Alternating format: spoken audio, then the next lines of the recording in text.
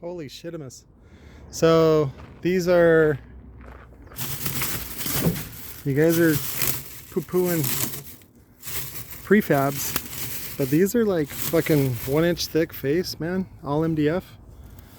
I gotta figure out what they're ported to and all that stuff. It's probably, this is a little undersized, but for the most part, people that want these are, we'll probably sell these for like 80 bucks. Fucking, these are expensive right now.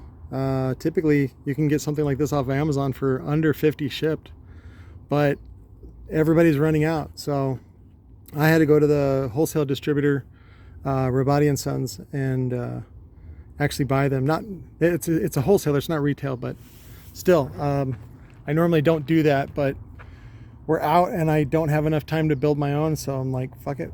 So, but what he did though is he's like, hey, I'm gonna buy some dead subwoofers. I'm like, fuck yeah. So those are rad.